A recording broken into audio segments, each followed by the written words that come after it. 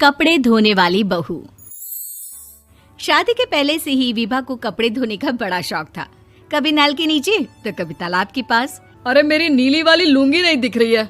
विभा की अम्मा, कहाँ रखी है लुंगी? अरे वो तो विभा ने परसों ही धोकर रखी थी आपकी अलमारी में, देखो वहीं होगी। वो ना मैंने आज धो दी, मुझे लगा कि गंदी हो गई होगी। अरे कैसे गंदी हो गई थी? उसे तो मैंने पहना भी नहीं। हे भगवान, इस लड़की के कपड़े धोने की आदत से परेशान हो गया हूँ मैं। जितना तो घर में राशन नहीं आता, उससे कहीं ज्यादा डिटर्जेंट पाउडर का खर्चा है। इसकी शादी करवा दो, शादी जाए अपने घर में ही करे काम, फिर चाहे घर के कपड़े धोने हो या पूरे गांव के। हाँ ठीक बोल रही हो, देखता हूँ मैं कोई लड़का। वो दिन भी आ जाता है जब विभा को देखने लड़के वाले आ जाते हैं। लड़की मुझे अच्छी लगी। होने वाली सास कहती है, बेटी अगर कुछ पूछना है तो पूछ लो। वैसे तो हमारी लड़की बहुत ही शर्मीली है, जो बोल दो वो मान लेती है, इसे क्या पूछना होगा। अरे कैसी बात कर रही हो माँ, मुझे इन लोगों के घर रहना है, सवाल तो कई है। हाँ हाँ बेटा, पूछ लो ना, क्या पूछना है। आप लोगों के घर कपड़े कौन धोता है? सास का मुंह बन जाता है।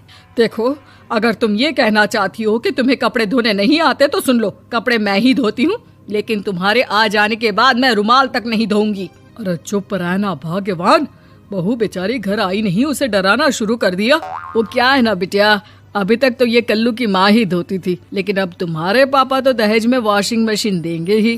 तभी विभा की माँ बोल पड़ती है, सवाल भी पूछा तो क्या। वैसे भाई साहब, मशीन की तो फिर भी कपड़े धोने की कैपेसिटी होती है। मतलब जो बिटिया दे रहे हैं ना विभा, इसे कपड़े धोने का बहुत शौक है। ये आप लोगों के क्या, आस पड़ोस गांव मोहल्ले सबके कपड़े धो दे और उफ तक ना करे। बाहर देखा नहीं आपने कितने कपड़े सूख रहे हैं?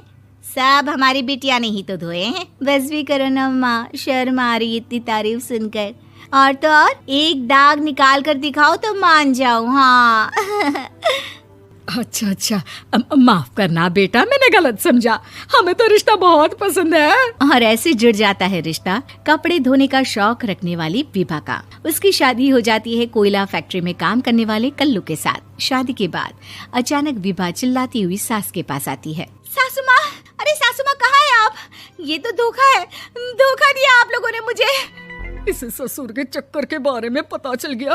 अरे तो उसमें तुझे क्यों धोखा मिला है? अरे नल में पानी नहीं आता, कपड़े कैसे कब धुलेंगे?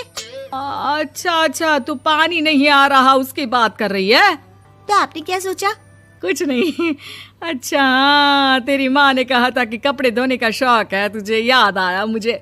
शौक बोलकर कपड़े धोने वाले मेरे जुनून को कम ना आके सासू माँ, कपड़ा धोना मेरा गुरूर है। तभी पति भी वहाँ आ जाता है। अभी मैंने इसे सनी देओल की फिल्म दिखाई है, उसी के डायलॉग मार रही है माँ। अच्छा सुन, साफ बता रही हूँ, पानी सुबह 4 से 6 और शाम को 10 से 12 आता है, समझी? विभा टाइमिंग सुनकर हैरान हो जाती है। ये क्या भूतों का मोहल्ला है? सुबह 4 बजे उठकर कौन कपड़े धोता है? 4 बजे टंकी में पानी जाता है, फिर सारा दिन धोना ना, किसने मना किया? अरे कैसी बात कर रही हैं? 200 लीटर की टंकी में कितने कपड़े धो लूंगी मैं? सुबह ही उठ जाऊंगी मैं। अब क्या था, विभा सुबह 4 से लेकर रात के 12 बजे तक कपड़े ही धोती रहती। एक रोज सास पड़ोस से निकलकर कहीं जा रही होती है कि साथ वाली कहती है, हाँ कल्लू की माँ, जरा ये बताओ कि 2 साड़ी है, 2 ब्लाउज और एक पेटीकोट और एक नाड़े वाला लंबा कच्छा। हाँ तो? अरे तो क्या, कितना लोगी धुलाई ये बताओ। धोबन दिख रहे हैं हम क्या? हमारे पति सरकारी नौकरी से अभी रिटायर हुए हैं और बेटा सुपरवाइजर है कोयला फैक्ट्री में। धोबन समझ रखा है हमें। हाय रे कल्लू की अम्मा, माफ कर दो, वो तो मोहल्ले में यही सब बता रहे थे कि तुमने बहू को कपड़ा धुलवाने के काम में लगा दिया है। सास को पड़ोसन की बात सुनकर गुस्सा आ जाता है। वो घर पहुंचती है जहां घर के बाहर ही इतने सारे कपड़े सूख रहे होते हैं जितने कि किसी धोबन के घर पर। अरे ओ कल्लू की दुल्हन, बाहर निकल। माँ जी यहीं आ जाओ, बाथरूम में चादर धो रहे हैं हम। अरे अभी हम धोते हैं, तुमको बाहर निकलो। ये आस पड़ोस वाले बोल रहे हैं कि हम बहू से कपड़े धुलवा कर उसे कपड़ा धोने वाली बना दिए हैं। अरे छोड़ो ना माँ जी, किन लोगों की बातों में आती हो? आस पास के लोगों का तो काम ही होता है कि वो किसी तरह सास बहू को लड़ा दे। बहू सारे घर के कपड़े धोती है, ये क्या कम है? बोलिए। सास को भी लग जाता है कि वो बहू का ये सनकीपन नहीं छुड़वा सकती, इससे अच्छा है कि खुद ही चुप हो जाए।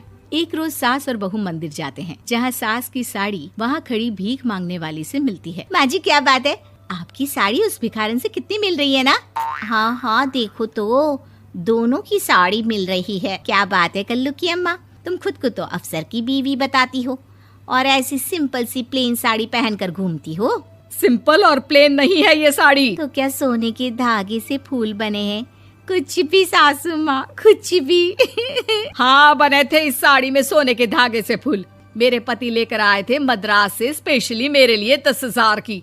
ताहे भाई साहब इस भिखारन के लिए भी सेम टू सेम साड़ी लेकर आए होंगे 10,000 की। सास उस वक्त तो कुछ नहीं कहती, लेकिन बहू के साथ घर आती है और अलमारी से एल्बम निकाल कर लाती है। ये साड़ी देख रही है, ये वही साड़ी है जिसे मैंने अभी पहना था।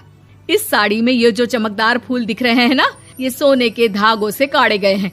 लेकिन तू लोकल वॉशिंग मशीन ब्रश से घिस घिस कर सारे फूलों को निकाल कर साड़ी प्लेन कर दी।